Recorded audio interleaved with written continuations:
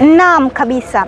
Yaani hii inamaanisha ni 4R: maridhiano, ustahimilifu, mabadiliko na kujenga upya. Hii ni falsafa ya Daktari Samia Suluhu Hassan. Inamaanisha kwamba amani, upendo, urafiki, msamaha pamoja na jirani wema vinabidi vifuate pasipokuwa na kipingamizi chochote. Hii inasababisha hata muungano wa Tanganyika na Zanzibar kuwa bado upo katika kilele, ambapo tunaelekea katika 9 Disemba. Machafuko, mabalaa, maandamano yasiokuwa na maana yote inabidi yakatishwe kupitia 4R.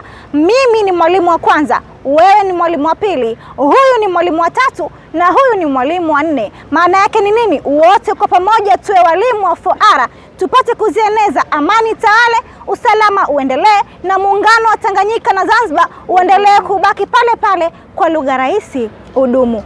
Tupo katika mchezo wa diving makachu. Hii inaashiria mapendo, amani, urafiki, ujirani mwema. Angalia hiyo.